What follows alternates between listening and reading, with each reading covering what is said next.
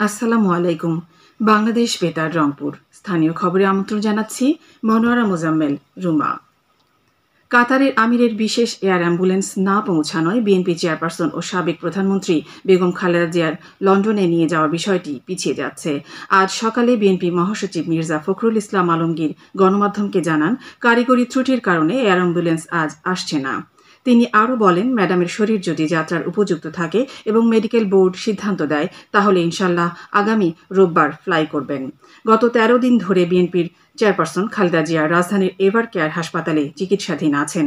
তাঁর শারীরিক অবস্থা অপরিবর্তিত রয়েছে বলে জানা গেছে। এদিকে বাংলাদেশ জাতীয়তাবাদী দল বিএনপির চেয়ারপারসন ও ৩ বারের সাবেক প্রধানমন্ত্রী বেগম খালেদা জিয়ার আশু রোগ মুক্তি কামনা করে আজ বাদ জুমা দেশের সকল মসজিদে দোয়ার আহ্বান জানিয়েছে অন্তর্বর্তীকালীন সরকার।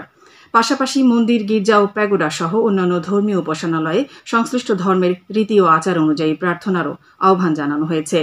একই সঙ্গে দেশের সর্বস্তরের মানুষকে নিজ নিজ অবস্থান থেকে বেগম খালেদা জিয়ার রোগ মুক্তির জন্য দোয়া ও প্রার্থনার অনুরোধ করা হয়। এদিকে গতকাল এক সংবাদ সম্মেলনে বিএনপির জ্যেষ্ঠ মহাসচিব রুহুল কবির রিজভী জানান, তাদের দল সাবেক প্রধানমন্ত্রী ও বিএনপি চেয়ারপারসন বেগম খালেদা জিয়ার দ্রুত সুস্থতা কামনায় সারা দেশের মসজিদে দোয়া ও অন্যান্য ধর্মীয় উপাসনালয়ে প্রার্থনা সভার আয়োজন করেছে। প্রধান উপদেষ্টা অধ্যাপক ড. মোহাম্মদ ইউনূস আসন্ন জাতীয় সংসদ নির্বাচনে নিষ্ঠা ও পেশাদারিত্বের সাথে ঐতিহাসিক দায়িত্ব পালনে পুলিশ কর্মকর্তাদের প্রতি আহ্বান জানিয়েছেন। তিনি গতকাল রাজধানীর তেজগাঁওয়ে তার কার্যালয়ে দেশের ৬৪ জেলার পুলিশ সুপার এবং পুলিশের ঊর্ধ্বতন কর্মকর্তাদের সাথে আয়োজিত এক মতবিনিময় সভায় এ আহ্বান জানান। এ সময় প্রধান উপদেষ্টা আসন্ন নির্বাচনকে দেশের জন্য ১০০ বছরের ভিত্তি নির্মাণের সুযোগ উল্লেখ করে এই দায়িত্বকে ঐতিহাসিক বলে বর্ণনা করেন। প্রধান উপদেষ্টা পুলিশের উপর যে ঐতিহাসিক দায়িত্ব অর্পিত হয়েছে তার জন্য তাদের মহান আল্লাহর কাছে কৃতজ্ঞতা প্রকাশ করার আহ্বান জানান। অনুষ্ঠানে অন্যান্যের মধ্যে স্বরাষ্ট্র উপদেষ্টা অবসরপ্রাপ্ত লেফটেন্যান্ট জেনারেল মোহাম্মদ জাহাঙ্গীর আলম চৌধুরী ও স্বরাষ্ট্র মন্ত্রণালয়ের সিনিয়র সচিব নাসিমুল গনি বক্তব্য রাখেন।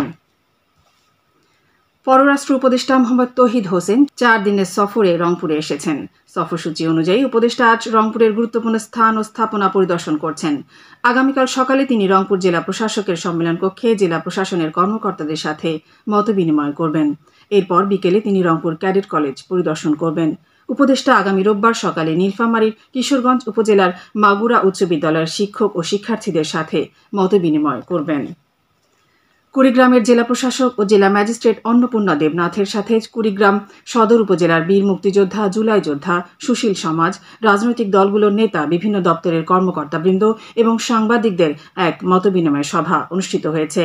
গতকাল উপজেলা প্রশাসনের সম্মেলন কক্ষে এই মতবিনিময় সভায় সভাপতিত্ব করেন সদর উপজেলা নির্বাহী অফিসার ইসমাইল হোসেন। এদিকে কুড়িগ্রামের সকল শহীদ পরিবার ও আহত জুলাই যোদ্ধাদের নিয়ে এনসিপির মতবিনিময় সভা অনুষ্ঠিত হয়েছে।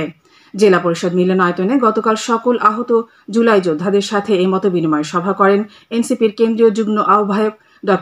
আতিক মুজাহিদ। রংপুরে শিক্ষক দিবস উপলক্ষে শিক্ষার্থী ও শিক্ষকদের সম্মাননা, সাংস্কৃতিক অনুষ্ঠান এবং বাৎসরিক সম্মেলন করেছে সাংস্কৃতিক সংগঠন সৃজন একাডেমি। গতকাল জেলা শিল্পকলা একাডেমি মিলনায়তনে এর আয়োজন করা হয়। এ সময় সম্মাননা স্মারক প্রদান ছাড়াও সাংস্কৃতিক অনুষ্ঠান পরিবেশিত হয়। কুড়িগ্রামে গতকাল জেলা প্রশাসন ও পরিবেশ অধিদপ্তরের যৌথ উদ্যোগে সদর উপজেলার ২টি ইটভাটার বিরুদ্ধে মোবাইল কোর্ট পরিচালনা করা হয়। এ সময় অনুমতি ব্যতীত ইট প্রস্তুতকরণের উদ্দেশ্যে মাটি সংগ্রহ করার অপরাধে ২টি ইটভাটাকে মোট ৬০,০০০ টাকা জরিমানা করে তা আদায় করা হয়। কুড়িগ্রাম জেলা প্রশাসনের সহকারী কমিশনার ও নির্বাহী ম্যাজিস্ট্রেট প্রীতম কুণ্ডু এই মোবাইল কোর্টে বিচারিক দায়িত্ব পালন করেন। এখন শুনুন কৃষি সংবাদ। পাট ও পাটজাতীয় আঁশ ফসলের উন্নত মানের বীজ উৎপাদনে আধুনিক প্রযুক্তি ছড়িয়ে দিতে রংপুরে অনুষ্ঠিত হল গুরুত্বপূর্ণ কৃষক প্রশিক্ষণ।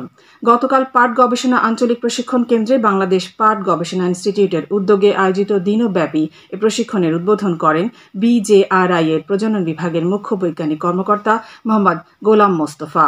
এই কর্মশালার মাধ্যমে কৃষকরা আধুনিক বীজ উৎপাদন প্রযুক্তি সম্পর্কে বিস্তারিত জানতে পেরেছেন। প্রশিক্ষণে জেলার বিভিন্ন এলাকা থেকে আগত কৃষকেরা অংশ নেন। সবশেষে আবহাওয়া। আজ সন্ধ্যে ৬টা পর্যন্ত পূর্বাভাসে বলা হয়েছে দেশের অভ্যন্তরীণ নদী বন্দরগুলোর জন্য কোনো সতর্কবাণী নেই এবং কোনো সংকেতও দেখাতে হবে না। খবর শেষ হলো। আমাদের পরবর্তী স্থানীয় খবর প্রচারিত হবে বেলা ২টা ৫ মিনিটে।